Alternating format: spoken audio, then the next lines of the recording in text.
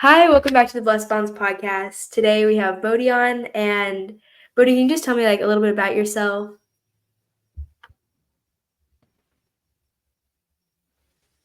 I can't hear you now. It's okay.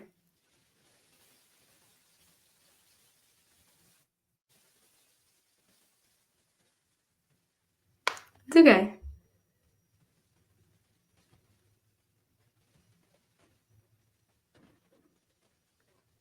I still can't hear you.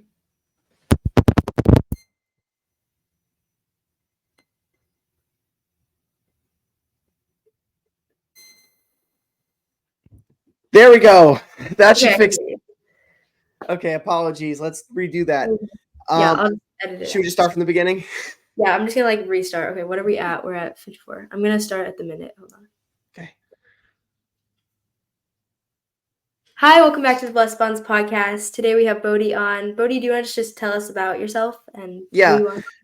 Well, hi everybody. Nice to see you, Rose. I'm Bodhi Moore, like you said, and I'm 16 years old. I have a business where I teach kids all about dinosaurs and paleontology. If you couldn't tell, I'm a dino nerd, and I've been focusing on that for the past 13 years. And I have a very small following, but I'm working on building it up and making some sales. It's really cool. My first question for you was just when did you know that your passion could become more than just a passion? Well, this is gonna need a little bit of backstory. So when I was before I was even born, my parents are health coaches. They're very health conscious, and they love doing everything, like making me the healthiest I can be and as smart as I can be and doing it well. So they started me on learning at a very young age. Most people would say I'm a prodigy. That's what normal people say. But actually, I was just taught the way you should teach a child. I was started on reading at 10 months old. Sorry, no, not 10 months, 3 months. By the time I was 10 months, I could read full books. They just used flashcards and images associated so they would show me a flashcard with the word hippopotamus, and then they would show me a picture of a hippopotamus, hippopotamus, and they kept doing that until I could get to the point where I would they say the word, which one's a hippopotamus, and they would show me a series of words. I would point out the word that they were saying. So I was learning fairly quickly. And my dad got me my first dinosaur encyclopedia when I was, if I remember correctly, 3 years old. And then a year and a half later, I talked to my dad and I was like, hey, I love dinosaurs. I have for the past year and a half. I want to start a business. I said it in 4.5-year-old speak, but that's the gist of it. And ever since then, I've been working on it. So that's when I made my first ever course for dinosaurs and paleontology. That's crazy. So you just knew from a young age, this is what I want to do. Yes. Well, my dad got me my first dinosaur encyclopedia for my 3rd birthday. And ever since then, I was hooked. I was like, what are these things? And I could actually read the information. So I had a head start more than most kids. Right. So, Because you understood. Yeah. And I think the cool part is when we heard you speak in Cancun, is that you could tell that you found something that you loved and you made it into a business. And I feel like a lot of people don't do that. They're like, oh, well, this is something I love, but I can't turn it into a business. No, you can. It can become something that you can make money from and love. I think that's kind of a cool thing to have and do. Yeah, exactly. People who hate their jobs are never ever going to reach the goals that they want to reach. Because you gotta love your job to be able to make progress in that job. So if someone works in an office, they hate the office, they're probably gonna stay in whatever low position that they're in. They're never gonna reach management or CEO status or anything like that. But if they love their job, they're gonna climb really fast. Or if they just started their own little business, they'll make a lot of progress if they love that business. Mm-hmm. Yeah, I feel like doing what you love, especially because we don't have a whole lot of time on Earth, and it goes really fast. And so doing things that you love, and if it makes if you can make money from it, then that's a really cool thing to have and do. That's what I love about it. Right, because you're able to make money and do something that you really love and enjoy. Yeah. It's cool. Okay, and my other question was, why do you do what you do? Like, do you have like a reason? Like, I know this is why I do it and all that stuff. Well, I love fossils, paleontology, prehistory, and dinosaurs. I've known for years that every single kid in the world has gone through that phase where it's like dinosaur, paleontology. I want to be a paleontologist. Every kid has gone through that, but they haven't known completely what it means to be a paleontologist and what exactly are dinosaurs and fossils and prehistory. They have never known exactly what it is, and the information got always gets too complicated way too quickly because there's only like what is a dinosaur and things like that in kindergarten, and that's it until you get to college. So Mm-hmm. there is a wide gap where they can lose that interest very quickly. So that's why most people think, oh, he's just went through the dinosaur phase. It wouldn't have been a phase if you had nurtured that kid and helped them continue that passion. And Yeah. that's why I'm grateful for my parents, because they did that for me, because they started me on reading at a young age so that by that point I could actually understand the information that I was learning and I could teach it to Right. other kids. So that's why I created my first course, Dinosaurs or Dynamite, which is 5 videos for $5, just all the basics. And I wanted more than anything to interact with other kids who love the same things I do, who love dinosaurs and paleontology. And I wanted to be able to teach that to them because, first off, I would learn more as I was teaching, Right. and it would also bring more kids to like make it to where more kids love dinosaurs. Mm. And I want so badly for all there's a huge backlog of fossils in museums all around the world that would take us like 100 years with the amount of paleontologists we have, which is a very small fraction. I'm trying to up the number of paleontologists so we can fix that, because there's probably hundreds, maybe even like 1,000 different dinosaurs that are in those backlogs that we have never heard of, that don't even exist to us yet. Right. Yeah, it's kind of cool that you can like. My favorite part that what you just said was that you learn more when you teach, and that's so true because when you're able to teach the kids about that and you learn more, and so I think that was just like a cool part that. Like as you teach, it becomes more ingrained into your head because practice makes perfect. So as you teach it, that you keep repeating it and you keep learning it. Right. And so when you find something that you enjoy and you help other people to enjoy it, then you're helping like yourself to learn more about it and that kind of stuff. Exactly. So like when I speak and stuff like that, and I talk about like how God has done crazy things in my life, and I talk to other people about that, then I'm like learning because I have to read my Bible and study and all that stuff to be able to tell other people about it. So then I learn more about it, and I think that that's just kind of a cool thing is that when you teach, you learn. And I think that that's so fun and kind of cool. Yeah. And also, it's just cool to see. I have a bit of a kind of, I wouldn't say kind of a, I'd say kind of like a show business kind of attitude. I'm very outgoing, outspoken. And ever since I was little, I've been getting up in front of people just yammering. Like when we went to movies, I went down to the front of the theater in front of the screen. I was like, I hope you all enjoyed this movie and stuff like that, and just yammered on.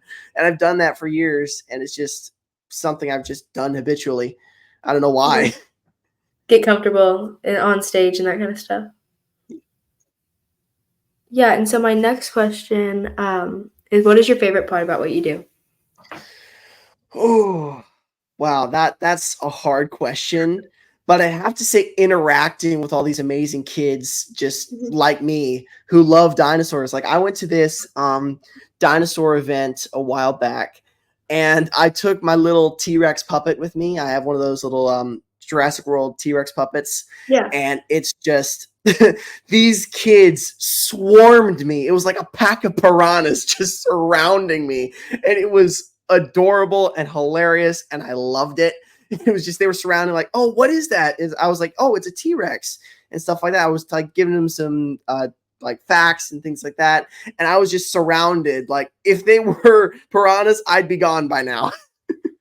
That's so There's cool. so many of them. It was amazing.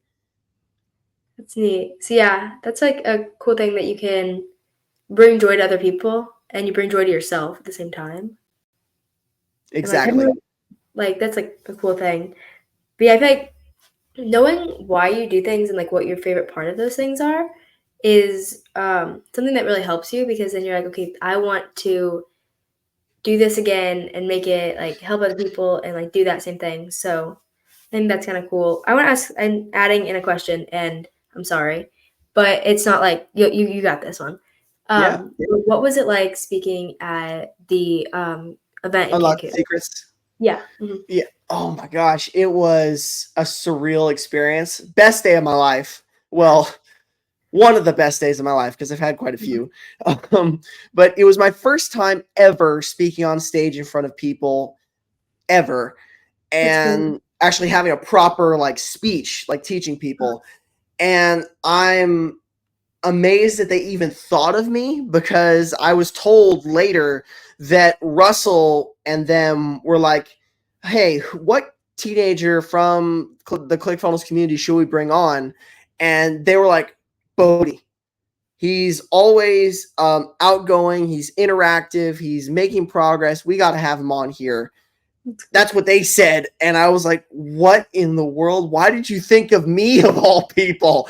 I'm like, I have a dinosaur business for goodness sake. It's like, but I was also so grateful that they thought of me because that's just, it's an honor because I hold those people, Russell and the team, in very high respect. And I kind of do put them up on a pedestal because they're amazing people and they've made amazing things happen for people like Mhm. me. And I was just so grateful that they thought of me. And it was just Yeah, a surreal experience. I was terrified, that's for yeah. sure.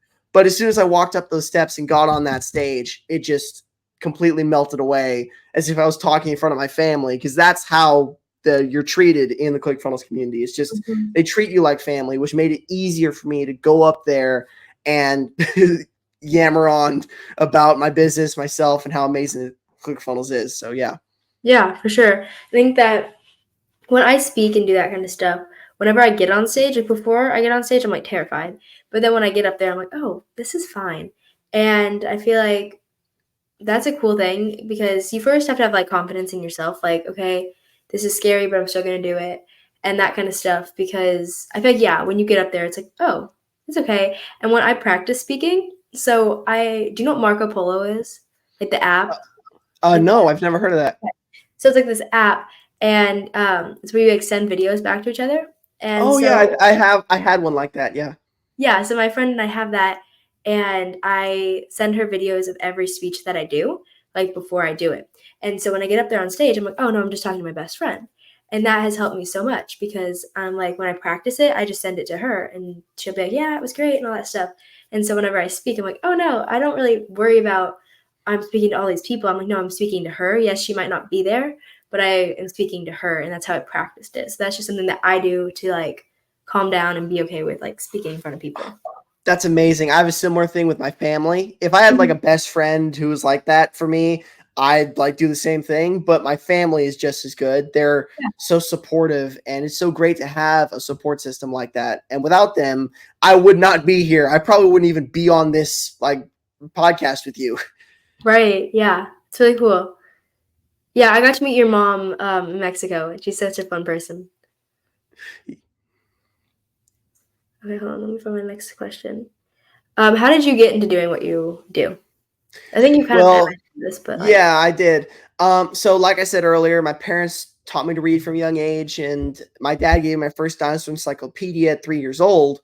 And for that next year and a half until I was 4.5 years old, I was literally that's it was my breakfast, lunch, and dinner, like dinosaurs, dinosaurs, dinosaurs, dinosaurs, fossils, fossils, fossils, paleontology, paleontology, paleontology. I watched everything from the Jurassic Park movies to documentaries to reading like encyclopedias that were like as thick as my head all the way through. And it was just, I was consuming so much content. I was like, wow, this is so cool. I want other kids to know about this too. And I mhm, kept seeing my parents and people around us, like Sean Whalen, Garrett J. White, he's an old friend of the family, people like that. I went to events with them and saw what they were doing with their businesses. And I was like, hey, I want to do that too. I can probably do that with my dinosaur education with my dinosaurs because I could teach kids about it because everyone around me does a lot of education like Mhm. coaching businesses. So I was like, oh, teach dinosaurs, coaching, like similar kind of genre. Like I teach people. And Yeah. I asked my dad when I was 4.5, hey, I want to do this. And over the next like few months, we started working on my first ever course, Dinosaurs of Dynamite. It was like what are dinosaurs, the dinosaur world, different dinos and other prehistoric creatures, what dinosaurs ate, and how they died. If I remember correctly, that's all 5. Yeah. And it was 5 videos for $5, and it was really amazing the feedback I got from all these amazing people, not just friends and family, but also random people on the internet who gave this to their kids. Like, oh my gosh, this is awesome. And that without that, I probably wouldn't be doing this because now I'm making the 2.0 version of that, but I had to take a break for a few years because of school and things. But I Yeah. probably would have never gotten back into it without all that amazing support. Yeah, for sure.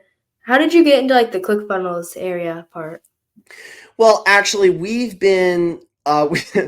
This is kind of embarrassing for me. We have had a ClickFunnels account for a long time. I think almost since ClickFunnels came out, and we didn't really understand exactly how it worked. But over time, as we learned more and more, we were like, oh, we can actually use this. Mhm. And we started using it. And ever since then, it has been so easy to make a website. Because, like, back then, we had to do so much coding. We had to go all over the internet trying to find graphics and things like that. And when I made my first website, it didn't look the best. It looked amazing for what it was, Mhm. but compared to now, it looked horrible. So I'm so grateful for ClickFunnels and Russell and them for Yeah. creating that software and also giving us the information and tools to be able to use that because it would not be as good as it is now without them. Yeah. I think that I've definitely learned the ClickFunnels people, like, they're like family, like, and you become like family to them, and just the way they care. Like, it's not like, oh, well, you need to pay me this much and all this stuff and this stuff and this stuff. Like, they genuinely care. And Exactly. like, we went to, so I've shared this on the last podcast, but you don't really know this, I'll tell you. But when I went to Funnel Hacking Live last year, and because Carson, my brother, was getting his award for completing all the certifications, and So did so I. yeah, and so I went just for that one day, like just watched him walk around, like across the stage, and I was like, yeah, okay, bye, and then we drove back home, and so that was like all I'd known, and I didn't totally understand what he was doing. Like, I'm gonna be so honest, like I was like, oh, he's selling funnels, like they use for like funneling things into drinks. Like I was so Oh, confused. that's I was confused. And so I was like, whatever. I mean, you do whatever you want to do. And so then we went to Mexico this past summer because Carson got invited to go for one of his business partners. And so our family got to go. And I was like, cool, I'm going on vacation to go into Mexico, all this stuff. I wasn't thinking about it as like, I'm going to learn things. And before we left, like I started a podcast. I started the podcast because I was like, well, I got to show up there with something. I can't show up there like with nothing. And so I was like, I started a podcast. We're good. I had one episode out. And so I got there and I learned so much and I met so many people. And I was like, okay, I could actually become something. And I talked to Eileen Wilder and she was like, Rose, you can start, like, you have a podcast, you can start speaking. And I was like, yeah, I really want to speak. Like, that's my dream, is to speak and teach others about God and motivate people and all that stuff. And she was like, then do that. And I was like, okay. And so I kept working on my podcast. I started writing a book, and then we went to Vegas because Carson won the ticket. Like, we were not planning to go to Vegas, but he like won the ticket. And Oh, Carson was your brother. yeah, Oh yeah, he's awesome. yeah. And so yeah, he won the ticket, and so our whole family got to go. And I was like, okay, God, I see what you're doing. And so we get there, and I meet all these people and all kinds of stuff. And I was like, this is truly something that I can do, and I can make money, and it can be like something that I have for my life. And so that's kind of like my backstory part. So right now I'm like halfway through writing my book. And I think I just posted my 15th episode. And then, yeah, Congratulations. thank you. And then I've been speaking. So how Russell had us write down like our goals for what we're going to have done for the next Funnel Hacking Live mine was to have 51 podcast episodes, like over 50 podcast episodes filmed, and have my book published and speak on 10 stages. And so right now I'm at like in front of like 5 audiences. So right now, or 10 audiences, I'm done with 5. And so I have 5 left. And then I think like 30 more podcasts and my book. So I was like, Wow, good okay, for you. thank you. And it was just kind of cool because I was like, I see that it can change your life. Like ClickFunnels has changed our lives. And I didn't really realize that. And then when we went to Vegas and they were like, all these people were talking about how it had changed their lives. And I was like, that's so crazy that we all have this thing that we came together and we were able to change other people's lives and it changed our lives. I think that's just kind of like a really cool thing and all of that. And then I'm having, I don't know when, but Russell's going to be on my podcast. And I was just like, this is crazy how things like work out because I mean, last year I thought they were selling funnels for like drinks and stuff. Yeah. So I'm like, this is like kind of cool how everything like works out and how God like puts everything together. And I'm like, this is gonna be crazy. And who knows how like far we will all go. It's kind of cool. Yeah, like I actually thought the same thing when we first found out about funnels, but looking at the mechanics of it, it works exactly the same. So we didn't think wrong, but it uses people instead of water. So Right. yeah, and it's just so cool how it has enabled us to do amazing things. Like you be able to interview Russell Brunson. I was gonna ask him to do that, but you beat me to the punch. So yeah, it's just like I'm still trying to figure out how to contact him. So yeah, Yeah. that's really cool. I was able to become like friends with his son. Oh, And that's awesome. he was like, so Russell came up to me while we were at Fun Hacking Live and was like, can I be on your podcast? And I was like, absolutely. He Which asked you? That is awesome. yeah, I have it on video. I was like, Oh, that's insane. Wow, good job. Good for you. just gonna make friends with his kids. I don't know. But yeah, we were Awesome. like Well, the I'll only remember kids. that for the next event. Yeah, no, it was so fun. Like just meeting all the people is crazy because everybody. Okay, I feel like for like the ClickFunnels area is everybody wants to help other people. It's not like they're self-centered or anything like that. Because when you help other people, then like how you were talking about when you teach other people, you help learn and like, you learn more. And so I definitely see that with those people. It's like, okay, well, I'm gonna help you, and they don't expect you to help them back, but you do help them, and it's just kind of a cool like it's like a big family, and they just all like love and want to help each other. Oh yeah. It's just so much support for sure. Oh yeah. Yeah. Okay. Do you have anything more on that part? Do you want the next question? No, I go ahead. Okay. What advice would you give on someone or like a teen who is trying to start their own business? Well, actually, you mentioned this.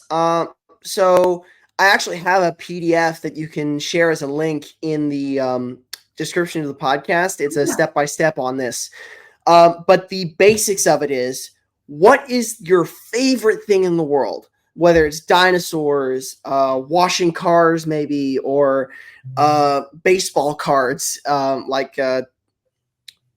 Collins from Mhm. Unlock the Secrets, the baseball card Yeah. kid. Um, Figure out what your favorite thing is in the world, and then figure out what was the biggest challenge you had to overcome pursuing that thing you want to pursue, like collecting baseball cards, or like selling baseball cards, or learning about dinosaurs and paleontology, or building a car, stuff like that. What was the hardest thing you had to overcome to be able to reach that, and then realize, oh wait, I'm not the only person who's going through this problem. I figured it out. I can teach people how to get past it, and they can pay me for that. That's Mhm. that's one way to do it. That's coaching. That's coaching and education. But you can Right. also sell physical products. Like if you love figurines, you can make your own figurines and sell those on the marketplace and things like that. So just figure out what your favorite thing is, and then figure out if there's a challenge that you overcame with it that you could teach people how to fix. If it's something physical, make your own and sell them yourself, Mhm. et cetera, et cetera, et cetera. Or if it's a service like washing cars, fixing cars, lawn mowing, stuff like that. Just figure out your favorite thing in the world and figure out how to make money from it, whether it's like teaching people or otherwise. Yeah. Because yeah, I feel like you can make a business out of what you love, and you've obviously proved that and that's really cool. And yeah, I feel like always telling people like, yeah, you can start a business and you can do all that no matter how young you are. Like, age is not a factor no matter how young or old you are. You can start a business and you gotta find the right people that support you. Something Trent Shelton said one time is he's like, yeah, not everybody's gonna see your vision. And that really stuck with me because I had a lot of people who were like, Rose, you can't speak and you're not gonna make money off of it. It's not gonna be like all this stuff. And I was like, well, there's other motivational speakers out there and yeah, they make money. And they were like, but yeah, you're not one of them. And I was like, not yet. Like, you don't know what you can become until you try. Yeah. And so no matter like what anybody else says is like, trust your vision and the things that have been put into your heart for a reason, because there's a reason it's there. And I talk about that a lot. I'm like, there's a reason that God put that feeling in you. Like, okay, do this. Yeah. And you don't need to just say, no, I'll do it another day, or no, they're not going to support me through it, because there are people who will support you. And you just have to find those people. And I definitely found that with the ClickFunnels people. I was like, they support me no matter like what or how crazy my dream is. And you have to go find the people that have like imagination and have like, okay, we're just gonna go out there and do all these things, because some people are very like limited in their thinking space and they're like, this is how our life has to work. You can't do that. And I was like, well, I'm gonna go outside the box. I'm gonna be different. And that's okay. Mm-hmm. You can judge me and you can leave and do whatever you need to do. But I'm gonna do what I know I'm supposed to do. And I think that Garrett also talked about that at the Funnel Hacking Live, is he Mm-hmm. was like, some people are going to leave and let them leave, because if they're not meant to be in your life and they're not helping you, then they can go, Yeah. tearing you down. Because they're not moving you forward. They're trying to tear you down. So just ignore them. And one hilarious thing I've noticed is people treat successful people like Tony Robbins and Russell Brunson and things like that like they've always been there. When in reality, and like if there are young people who are trying to aspire to that, they say, "Oh, you can't reach that" and stuff like that. But for some reason, they don't realize that those big guys were at our level at some point. Yep. So maybe encourage the kid. I just Yeah. I don't understand people sometimes. Yeah, you have to start somewhere, and you're not going to start on top a lot of times.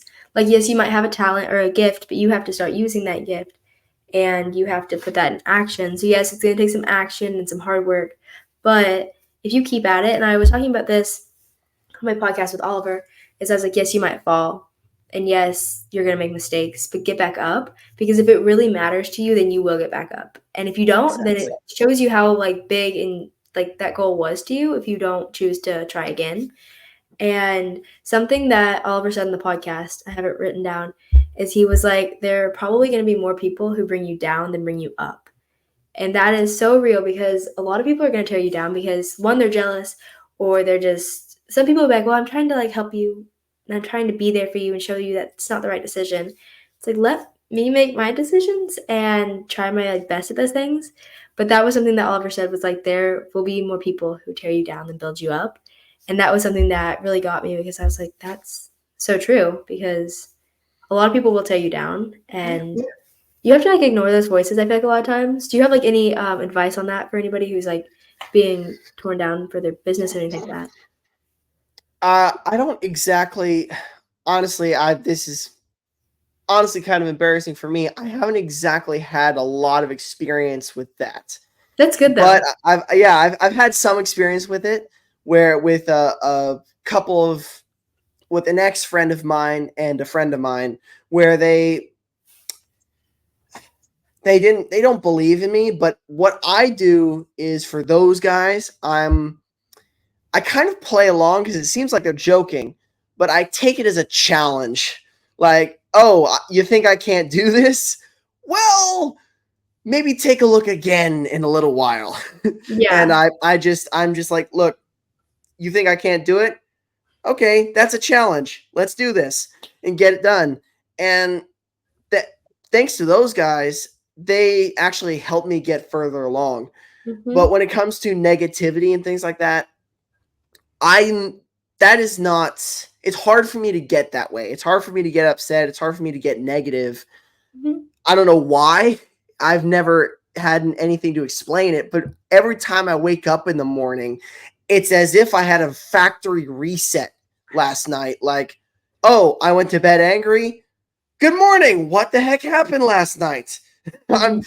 I'm not like I'm not angry anymore. It's like just a factory reset when in my brain, like, oh, I'm happy again. That's just my default every morning. Like I'm happy and let's get the day, let's get through the day and let's make some amazing progress today.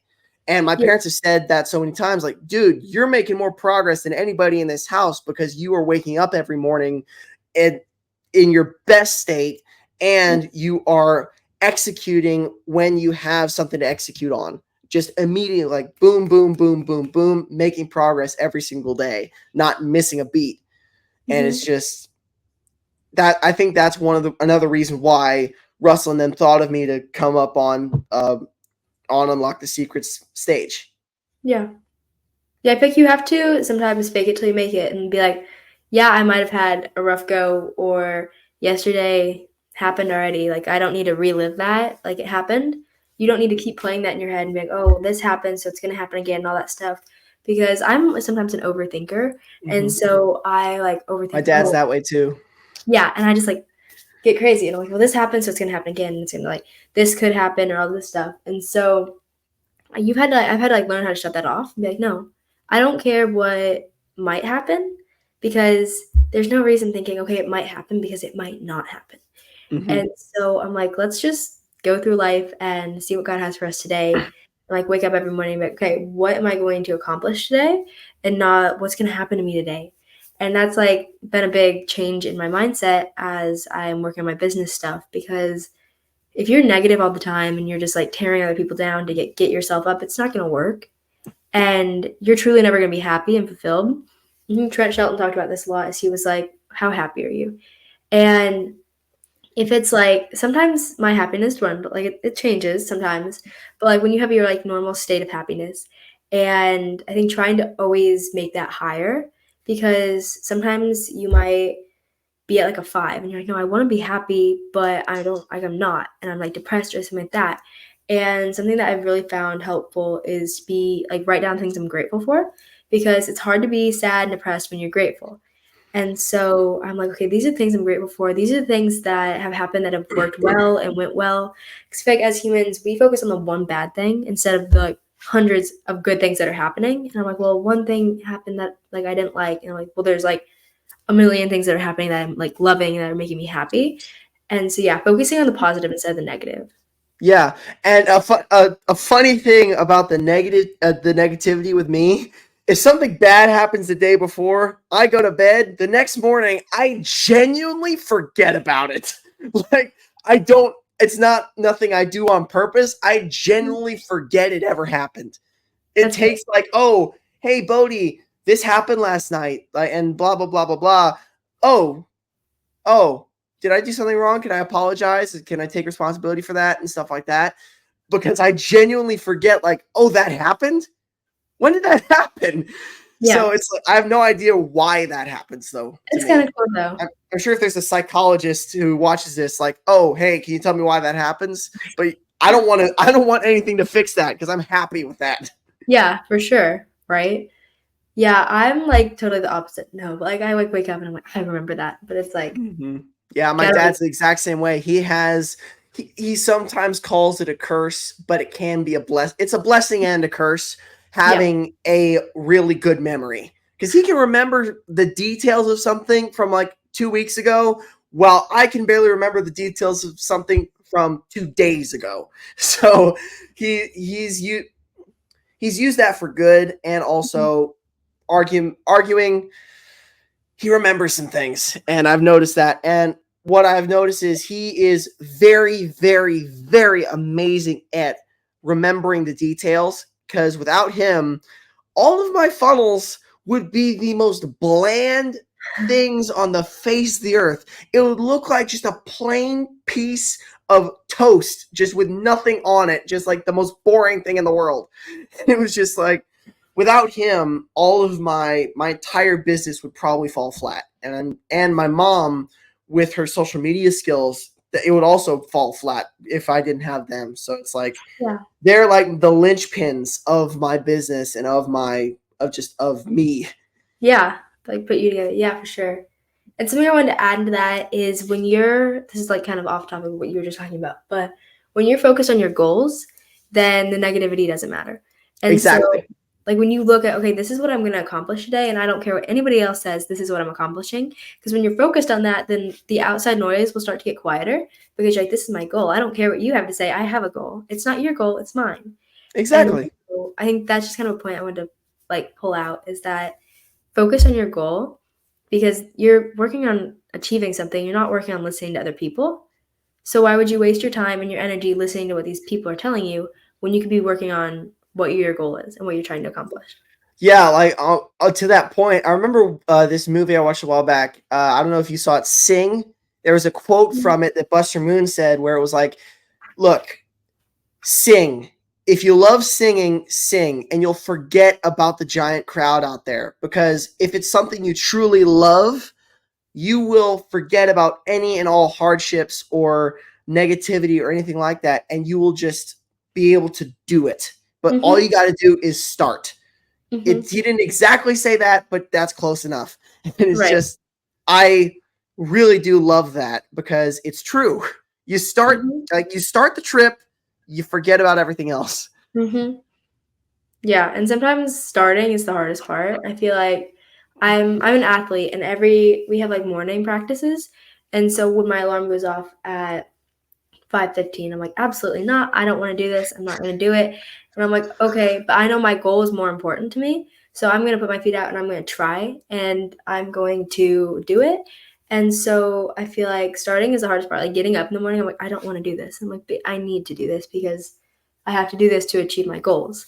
And so just like try. And yes, you might get knocked down a couple times and have some like rough patches, but just try because I think a lot of more so here's how I say this is I'd rather it might sound weird, I'd rather regret doing something than regret not doing something. You'd So rather beg for forgiveness than ask for Mhm. permission. Yeah. So, like, I'd rather try and then mess up than not know what I could have done and be like, "Well, I didn't ever Exactly. try, so I don't know what I could have become," but I'm like, You'd I don't rather wanna fail forward. yeah, I don't wanna be laying on my deathbed and be like, "I wish I would've done this and this and this." I'm not gonna be thinking about, "I wish I wouldn't have done, I wish I wouldn't have done." I'm most likely gonna be like, "I wish I would have done all these things." So I'm like, well, if I'm thinking about that now, then I'm gonna do those things because that's something that I think about a lot is, like, something like that. Exactly. But yeah. Do you have anything else you wanna, like, add to that part? Oh my gosh. No. That's like, that was, You just said a lot. A yeah, lot of good. that was, no, no, it was like, this entire conversation we've had has put a lot of things into perspective for me and also opened up a lot of things that I don't really notice very often. And I just want to say thank you Yeah, of because course. this is amazing.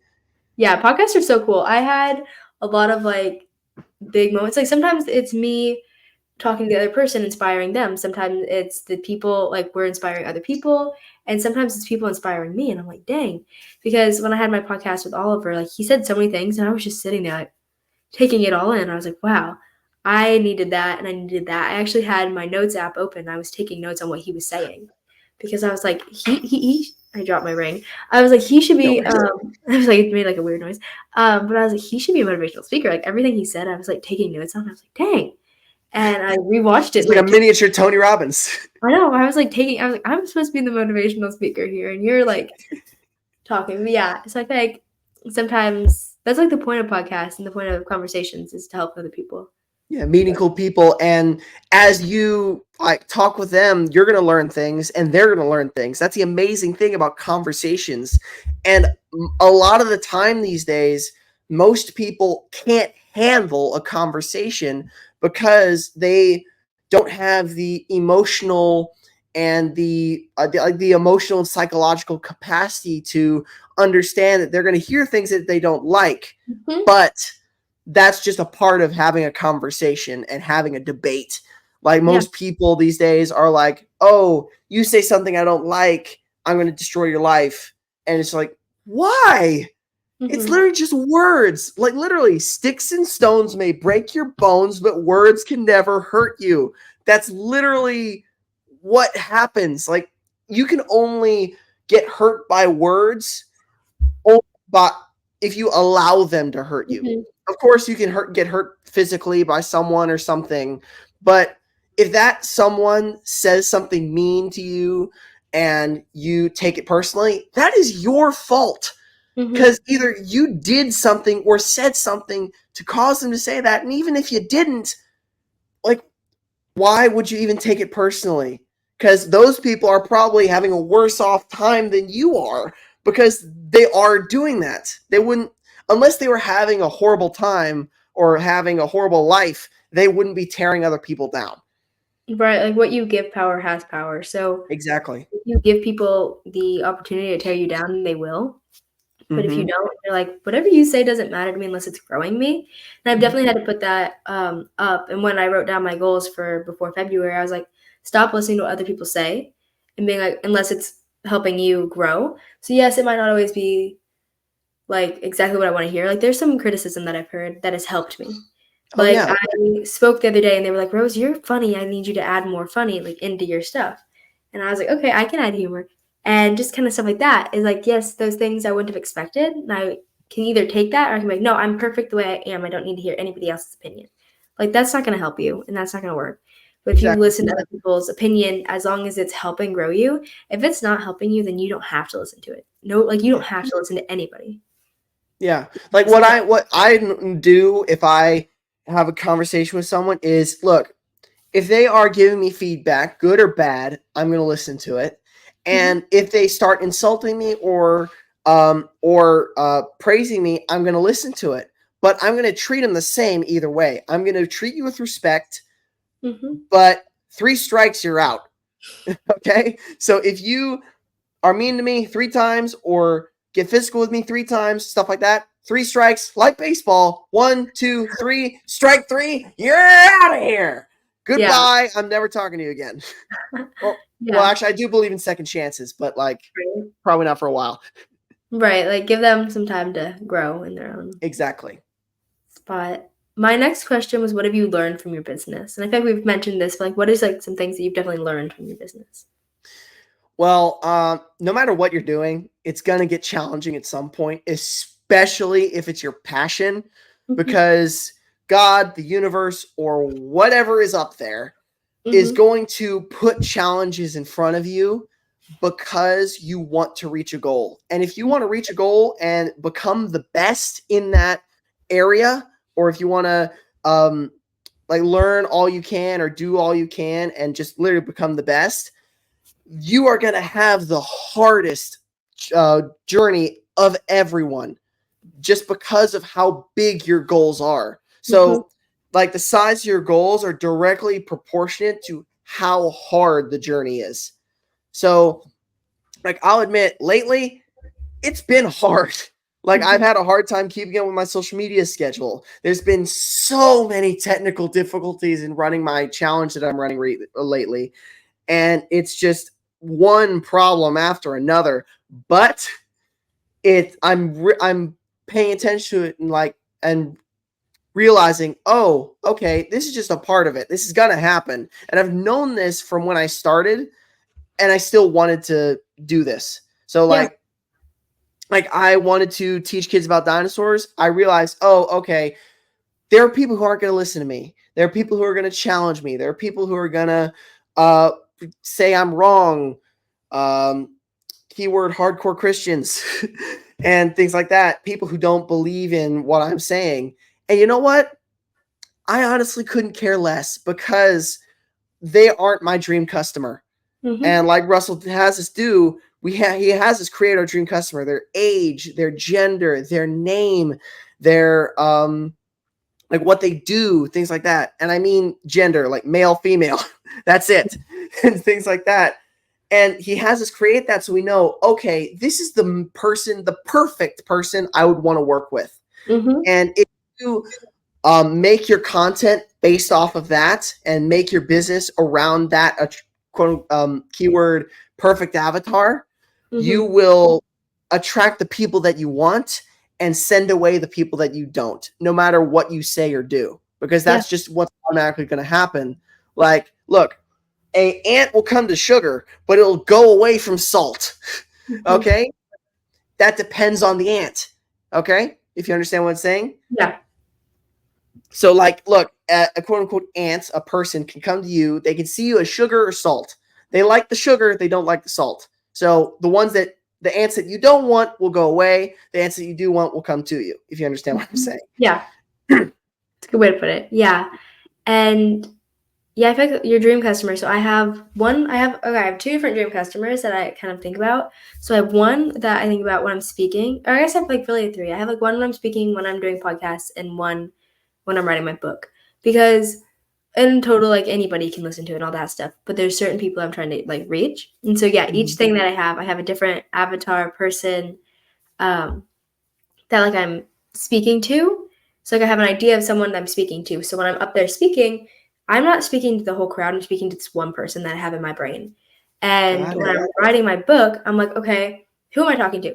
So a lot of times my book is for mainly in my brain, it's for teen girls. And so when I'm writing it, I'm thinking I'm writing my book to my best friend. And so that helps motivate me. And so my title, so I'm writing a devotion, like a devotion book. So it's like there'll be a title, a header.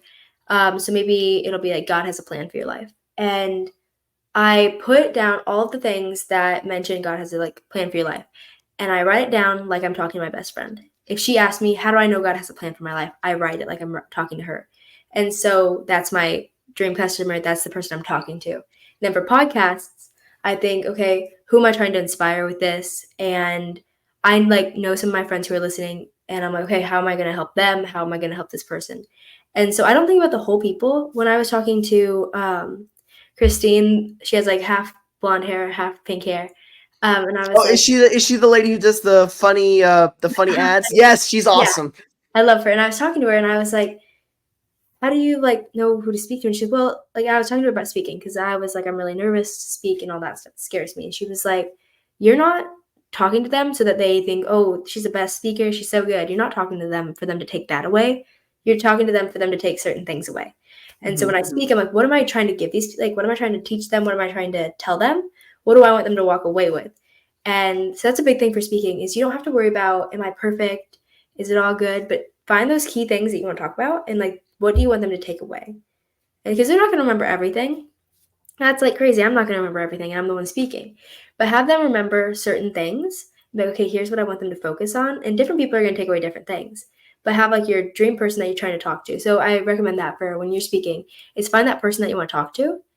And it can be someone in the crowd you're like, oh, that's the person I'm talking to. Or something like that, because that will definitely help you. For sure. Like find like if you have a crowd that's like a wide room, kind of like how FHL is, like find like one person from the crowd on this side, and then find one person from the crowd in the middle, and one person from the crowd to the left, and just switch between those people. Look them in the eye as if you're talking directly to them, and the way your speech is set up, make it to where you want them to get these like top 3 or 4 points that will like get the overall gist of your speech. These 4 points that are like, okay, I want you to learn these 4 things, blah, blah, blah, blah, blah.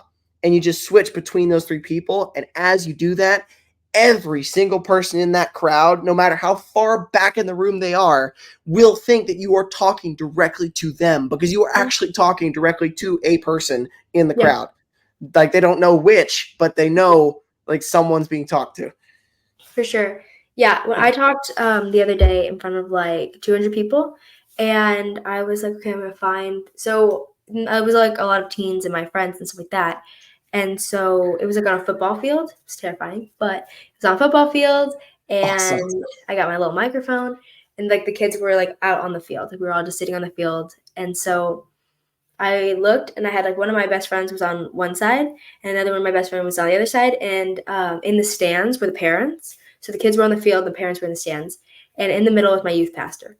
And so I was like, okay, here's the people I'm talking to.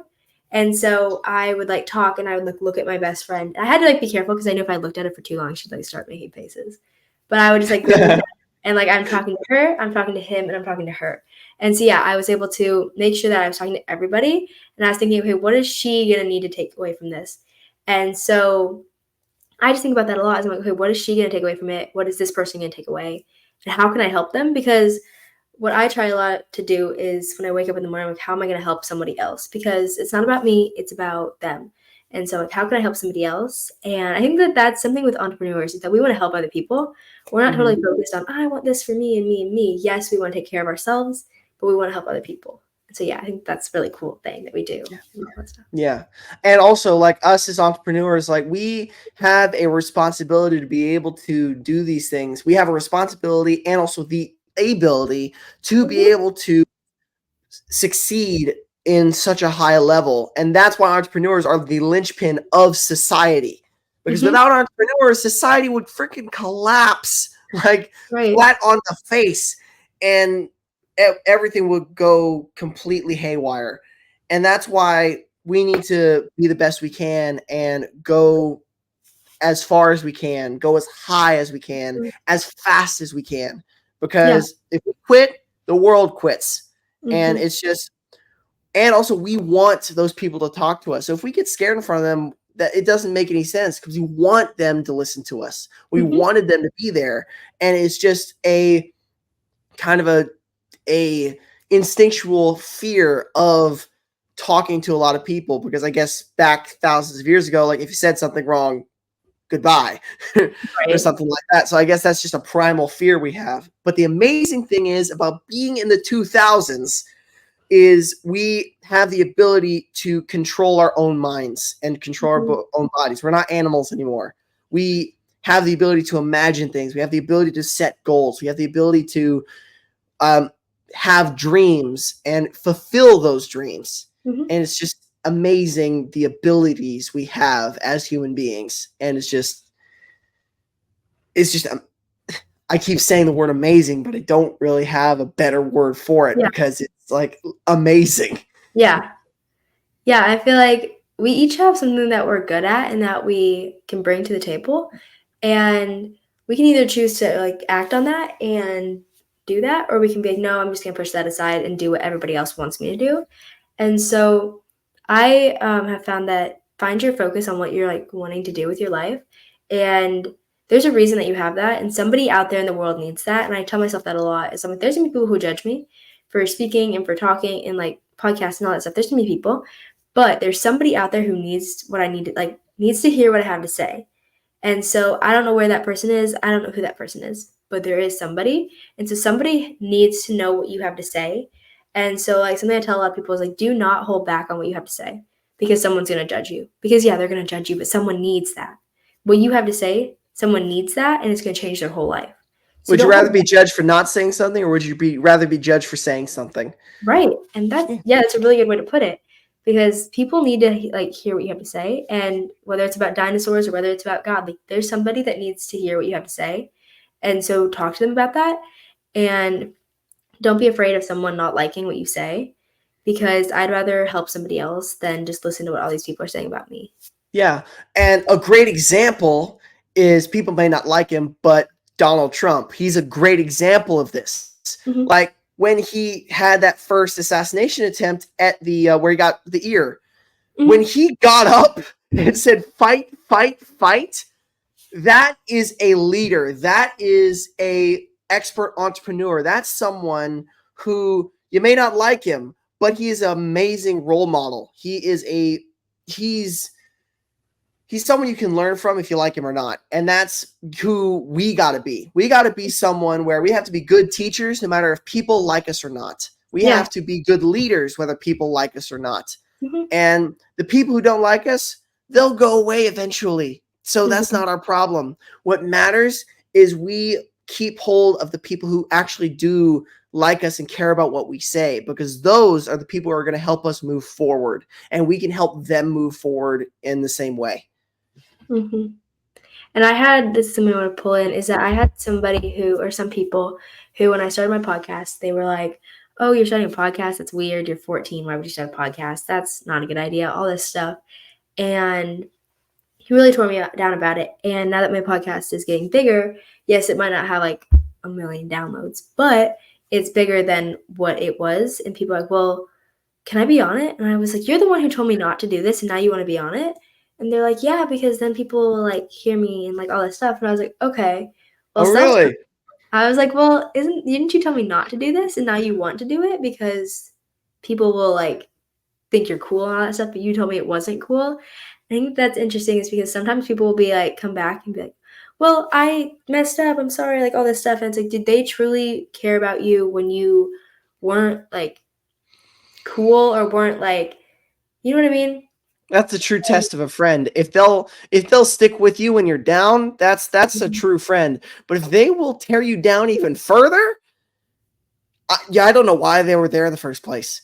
And Right. it's like it's hilarious. It's hysterical that they told you not to do it, and it's like stupid that you did it.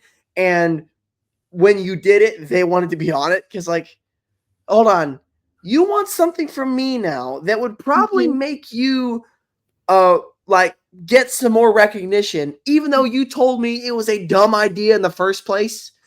No, Right. I was like, maybe I'm like just sorry. no. Right. And yeah, because I was like, okay, you thought this was a bad idea until it benefited you. Until it was like, oh, I could get something from this. People would hear me, people would see me, and I could become like popular. And I'm like, okay, but you thought it was bad idea, and now you're thinking it's a good idea for your own purpose. And like when I do the podcast, it's not for me, and it's not so maybe I can make a whole bunch of money or anything like that. I do it so I can grow other people and I can help other people. Like that is the reason I started. That is the reason I'm going to continue. You know And what's funny? That's the same reason for my business. I want to yeah. help as many people as I can. The money and the recognition is literally just a bonus because I Mhm. love people. I love interacting with people. I love communicating with people. That's what I love to do in combination with like this stuff with Mhm. dinosaurs. And just the money and the recognition is a bonus, and that helps me do more of what I want to do, which is communicate with people, connect with people, teach Yeah. them more about what I love. And it's just, yeah, like we're both in the same boat here. Yeah. And I was like, money and material things and publicity and all that stuff will come and go. And it will have good days and it will have bad days. And that's just part of life. But the change and impact you make on people's lives is like gonna last. And like your bank account numbers are gonna go up and they're gonna go down. And your followers on social media are going to go up and they're going to go down. And that's just part of life. But if you are helping grow people and helping other people, then that's going to stay and that's going to impact people for the rest of their lives. Like Russell has impacted us for our lives. Like that is going to be something that we take with us for the rest of our lives. Like that's going to be something that is there. And Exactly. That's why I'm bummed that this is the last FHL 10. yeah, What is he going to do after this? no idea. We'll see. We'll learn. We'll figure it out. Yeah. And you can start your own FHL. Be like, Oh, I'm gonna. make it something cool. Do you want to go through the last questions, or do you want to end there? Or what do you want to do with this? Oh, look, you've got me here. I Okay, have plenty of time. awesome, awesome. Okay, I have two questions left, and they're kind of like similar to the ones we've answered, but they're different in the same way.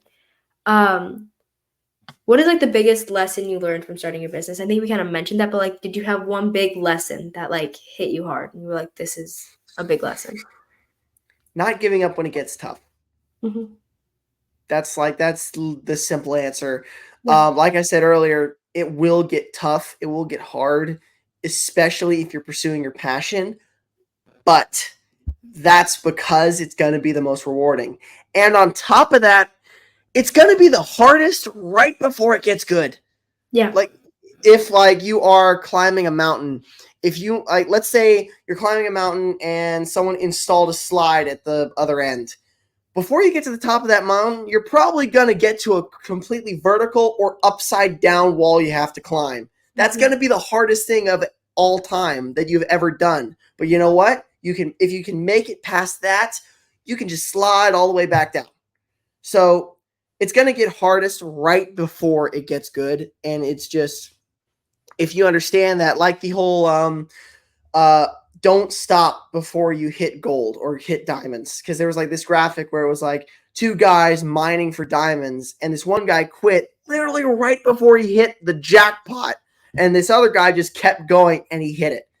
So you just got to keep going, no matter if you think you've hit the jackpot or not. You just got to keep Yeah. going, keep moving forward, and it's never going to stop. You got to have you can have a goal, but once you reach that goal, if you complete that goal, do not, I repeat, do not just sit there. Make another goal and Mhm. go for it again and again and again till the day you die. Yeah. Because without that, you will get depressed, you will feel lost, you will lose friends and family, you will lose everything if you just sit and stagnate, because Mhm. that's just how our brains work. We need goals, we need challenges, we need something to move toward. Mhm. And without that, we just we Like, just just nothing. yeah. Yeah, Yeah, I feel like I have 2 things to say on this, and one is, like, what if this next step and this one, like, next move that you need to make is the move that you need to make? And, like, just like you were talking with the, like, gold, diamond thing, it's like, what if that next moment, like, this next challenge is the last one? I mean, yes, there's gonna be more, but what if this is, like, the big one that you have to make it through, and it's then a you big become break. right. And I was thinking about something the other day. So, when we were flying to Vegas, the turbulence was crazy. And like into the mountain there, I don't really know how all that works. But when we were flying to Vegas, so when you like lift off the ground in an airplane, like it's kind of shaky and like you got to get Hmm. up into the air. So it's gonna be rough. And right before you land, it gets rough. And I was Hmm. thinking about that, and I was like, that kind of is how it is with life or business stuff. Is it starts off rough, and it's like, oh, it's a little shaky. Then you're gonna be like, oh yeah, this is working well, this is working well. And then right before it gets good, it gets hard. Hmm. And I was thinking about that. I was like, okay, now because we were flying, and yes, we could see like, okay, that's where we're going. We could see the land, and we could see all that. We're like, that's where we're headed. There's the airport. And then it hit hard. It was like shaking, and I was like, this is how life is. Is right before something good happens, it's gonna get rough because it shows you if it actually matters to you. And I think the Bible talks a lot about if it's not good, then it's not over. And I was like, okay, so and when you're talking about things getting hard, is it's hard for me to write my book.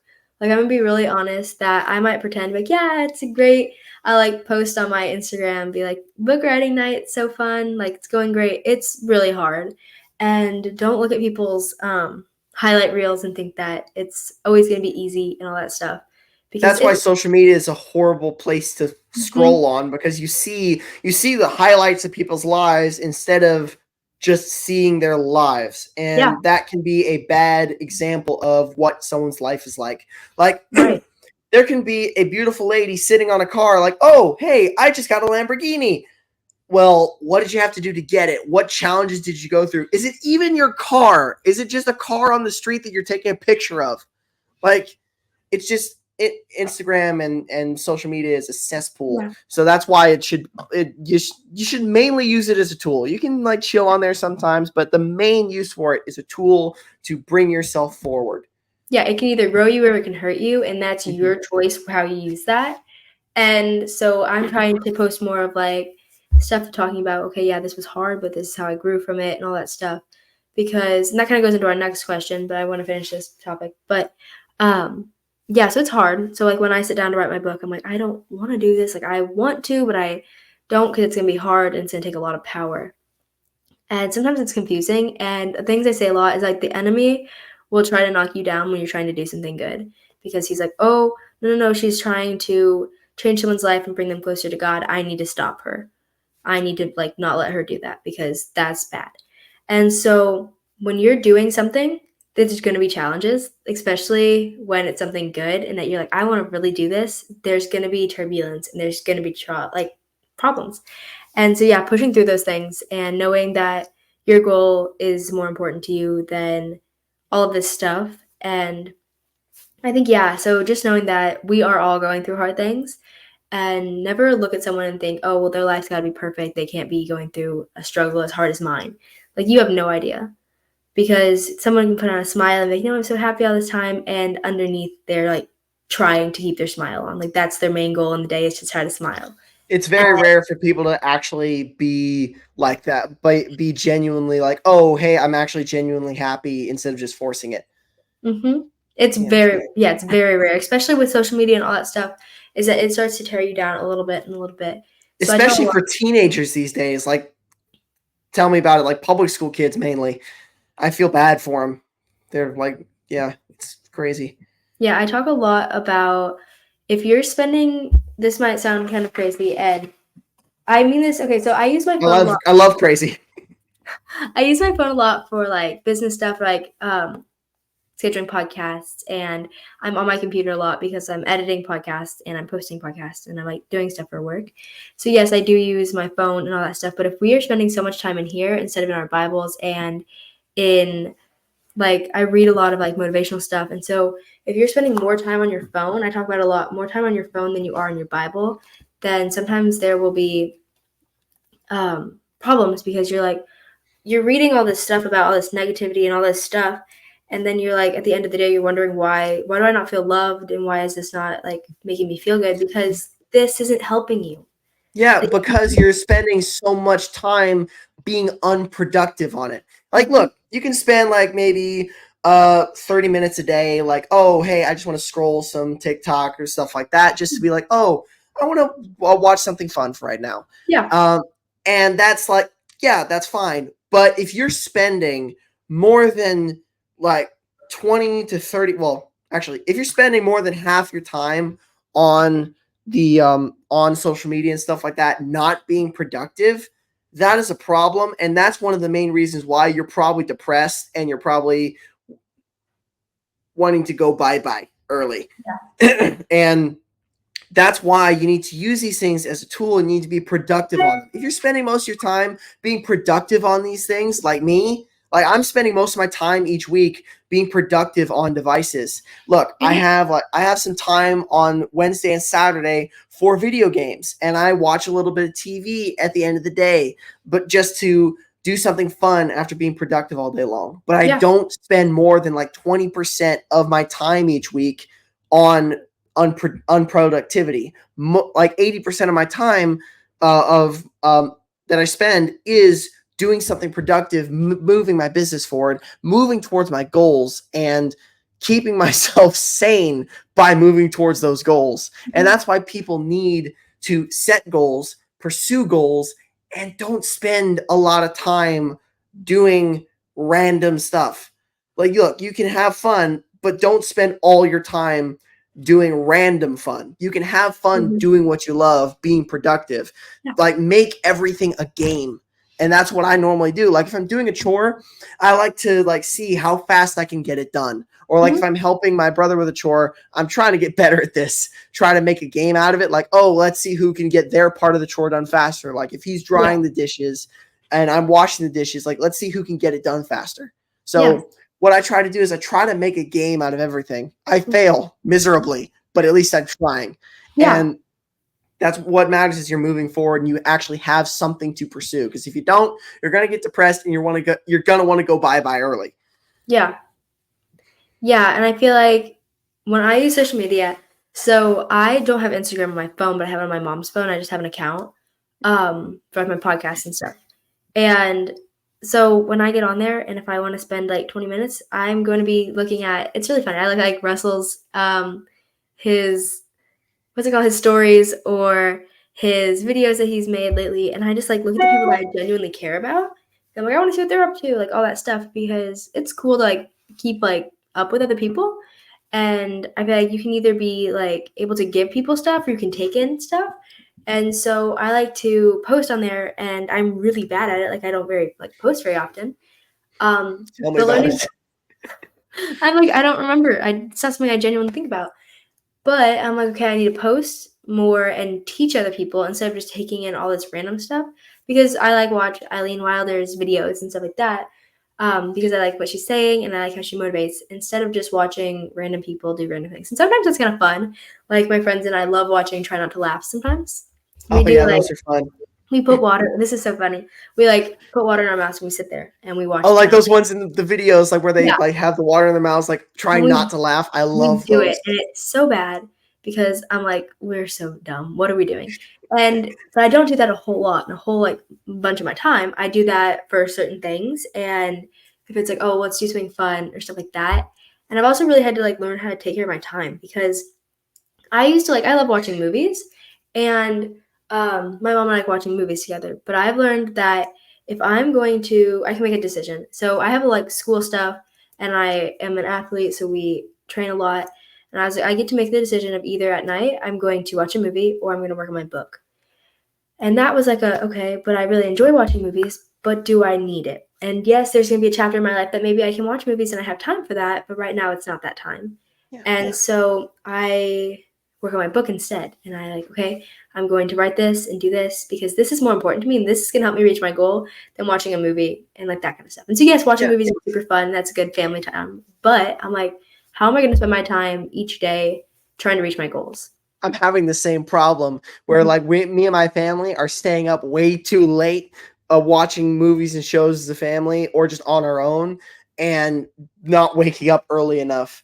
And it's just trying to figure out the balance of that. Yeah. We know what to do. It's just hard to do it.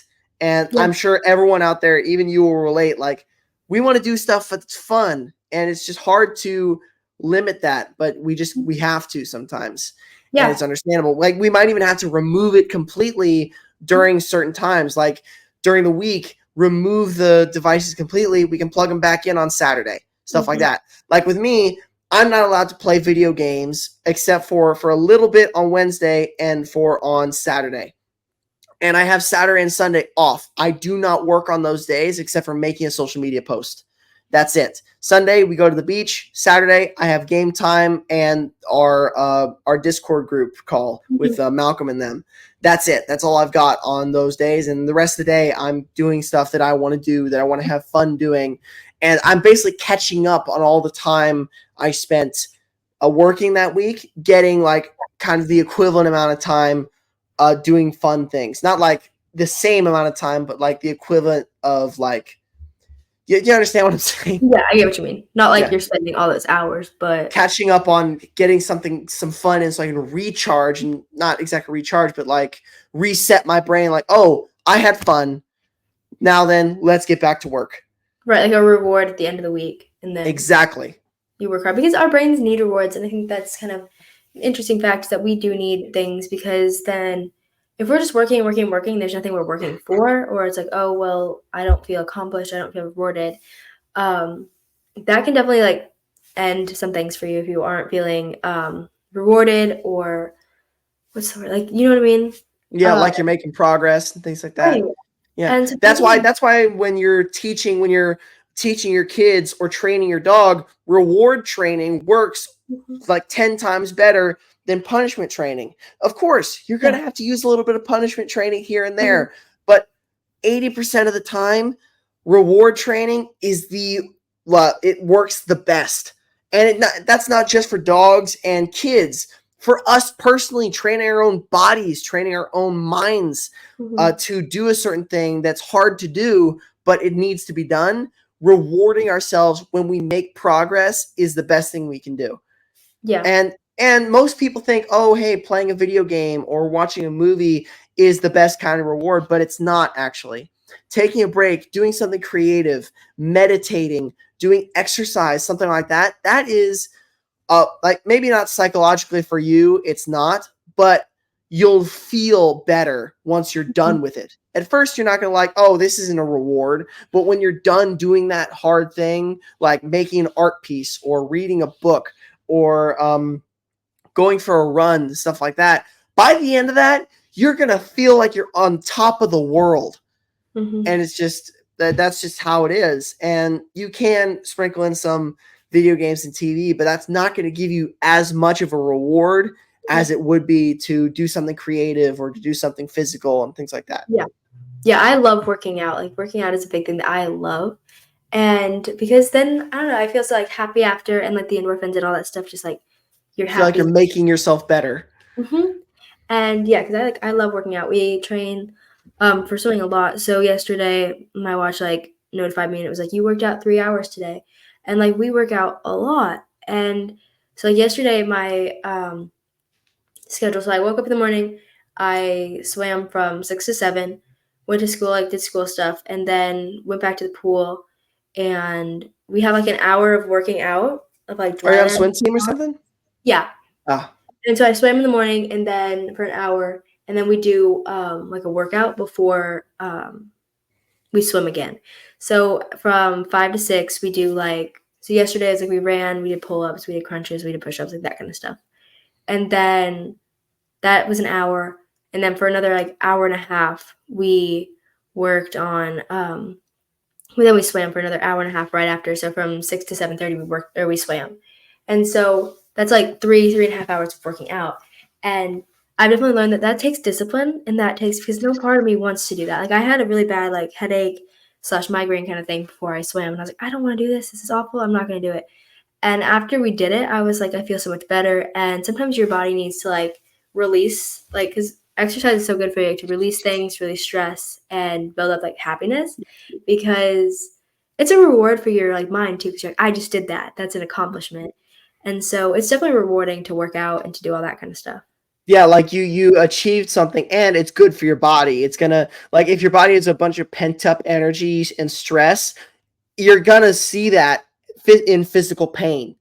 And that's just a fact. Like, if you have a lot of negative thoughts stuck in the back of your head that you even Mhm. either you don't notice or you're just holding in, or if you have a lot of stress pent up in your body, like a lot of anger and things, Yeah. you're going to see that in like migraines or sore body parts and things Mhm. like that. So like doing journaling, like writing it all out on a page, thanking it for teaching you, and burning it in a burning bowl, that's a great way to do it. Or going out exercising and just letting it all out that way. Those are two different ways to do the same thing, which is Yeah. release stress. And that is that's something you need to do every day. You need to release stress. Yeah, for Um, sure. you can. And you can also do it by sleeping, I guess. I don't know. Like, that's what works for me.